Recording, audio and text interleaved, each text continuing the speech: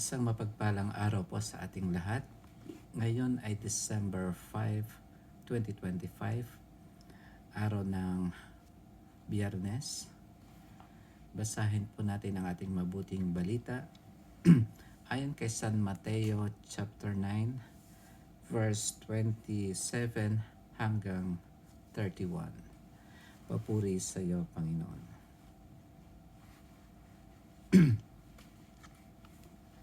Pag-alis ni Jesus sa lugar na iyon, sinundan-sundan siya ng dalawang lalaking bulag. Sumisigaw sila na ang wika, "Anak ni David, mahabag kayo sa amin." Pagpasok ni Jesus sa bahay, lumapit sa kanya ang mga bulag. Tinanong sila ni Jesus, "Naniniwala ba kayo na magagawa ko ito?" "Opo, Panginoon," sagot nila. At hinipon niya ang kanilang mga mata at sinabi, "Mangyari sa inyo ang ayon sa inyong paniniwala." At nakakita na sila. Mahigpit na ipinagbilin sa kanila ni Jesus na huwag sabihin ito kanino man. Ngunit nang sila'y makaalis, ibinalita nila sa buong lupaing yaon ang ginawa sa kanila ni Jesus. Ito ang mabuting balita ng ating Panginoon. Pinupuri ka namin, Panginoong Hesukristo. Bakit nga ba pinagsabihan ng ating Panginoon ang dalawang bulag na nakakita na huwag ikwento sa ibang tao yung ginawa niya sa kanila? Samantalang mas lalo siyang makikilala at mas lalong maipapalaganap niya ang paghahari ng Diyos o kaya ang mabuting balita. Totoo nga na yun yung misyon ng ating Panginoon. Pero kung ang gagawin kapag ginawa iyon ng yung mga bulag na yon, mas lalong mapapabilis ang yung mga rejection na matatanggap ng ating Panginoon. Kasi kapag nagpagaling siya ng mga may sakit at malaman ito ng mga pinuno ng bayan na iyon, magiging parang threat ang ating Panginoon sa kanila na parang mukhang ito na yata yung Mesiyas na dumating na at siya yung maghahari dito sa lugar natin. Kaya isang dahilan yon kung bakit ayaw mo nang ipasabi ng ating Panginoon sa dalawang bulag ang ginawa niyang pagpapagaling sa kanilang mata. At ang Panginoon, ang mission niya ay totoo na meron siyang concern sa physical na mga karamdaman natin. Pero mas lalo na yung ating spiritual na karamdaman. Mas concern ang ating Panginoon doon sa ating spiritual na karamdaman. Ano ba yung mga purpose ng pagpapagaling ng ating Panginoon? Ang purpose ng pagpapagaling ng Panginoon ay hindi lamang physical. Subalit ipinapakita niya sa atin na concern din siya sa ating physical. Pero mas pinapahiwatig sa atin ng ating Panginoon na mas concern siya sa ating spiritual na buhay. Kasi dito sa lupa ay dadaan lang tayo dito sa lupa at hindi ito yung permanent natin ah,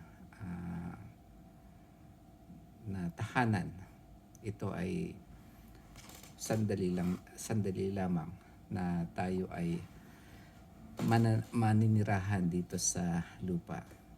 Ang purpose ng Panginoon kaya papagaling siya ay para ipahiwatig sa atin na kailangan natin na ang Panginoon para pagalingin ang ating karamdaman ng ating mga kaluluwa. At totoo naman na yung pagtubos niya sa atin sa krus ay yun ang magiging solusyon para tayo ay matubos niya sa ating mga kasalanan at mga karamdaman ng ating kaluluwa. Kaya may iba't ibang role yung tao dito sa mundo, no? Lalong-lalo na yung may mga karamdaman. O nga, madaling sabihin na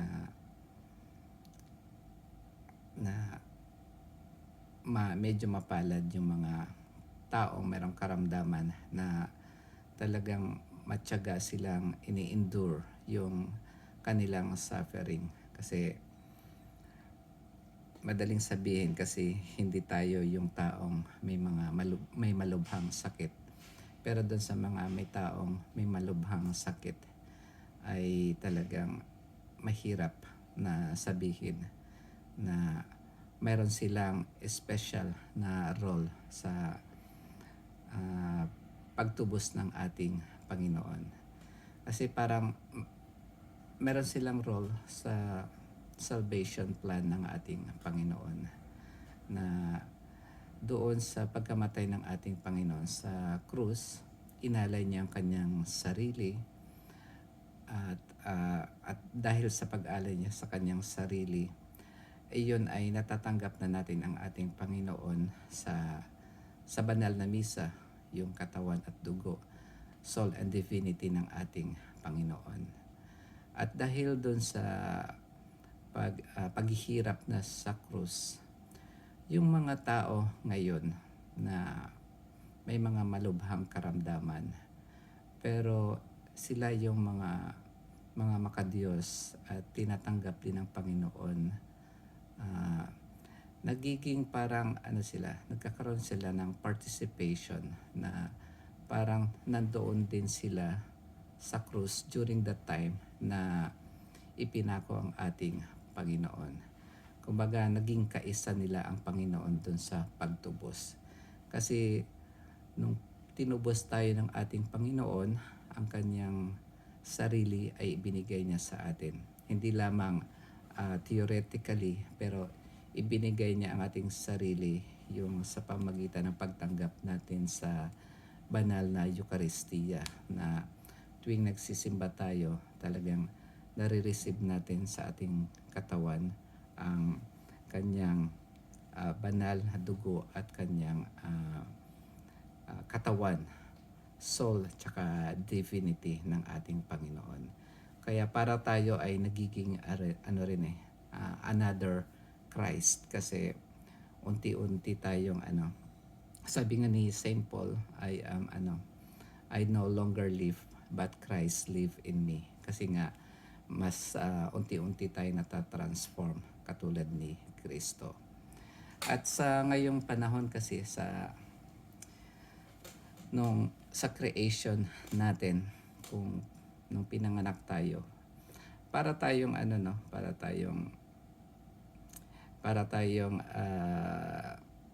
buto o kaya seed ng isang puno. At itong mundong ito yung lupa na tinataniman ng buto. At yung buto na yan ay mamamatay yan, at pag namatay na yan ay magiging puno at magiging pakinabang. Ganon din naman tayo nang nilikha tayo ng Diyos, at hanggang ngayon ay may isinisilang pa rin. Tayong lahat na nandito ay parang mga buto na unti-unti tayong mamamatay dito sa lupa, at sa huling panahon magkakaroon tayo ng panibagong buhay. Kumbaga tayo'y uusbong na parang mga puno, iba't ibang klaseng puno. Dahil tayo ay pagkakalooban ng Diyos ng kanya-kanyang katawan dun sa muling pagbabalik niya. So tayong nandito ay muling mabubuhay at magkakaroon ng resurrection. At tungkol dun sa mga suffering natin na pinagtsatsagaan natin, yung mga sakit natin, mga suffering natin, kung tayo ay kaisa ni Kristo, itong mga suffering na to ay parang makakapagbawas din ng time o kaya oras na i-spend natin dun sa purgatory kung mapunta man tayo dun sa purgatory. Kasi yung mga suffering na yan, kapag ino-offer natin yan, ay nagkakaroon din ng merit para mabawasan yung ating time na i-spend doon sa purgatory. At kung yung na yun, yung mga taong makadiyos at wala namang masyadong makasalanan, pero nasa banig sila ng karamdaman, sila ay kaisa ni Kristo. At kapag ina-offer nila yung suffering nila sa mga kaluluwa na nandun sa purgatorio, ay napakalaking pakinabang ito doon sa mga kaluluwang nasa purgatorio. Yun lamang po mga kapatid. Nawa meron kayong natutunan sa ibinahagi ko ngayong araw na ito. At magkita-kita po tayo bukas sa araw ng Sabado. Pagpalain po lagi tayo ng Panginoon. Amen.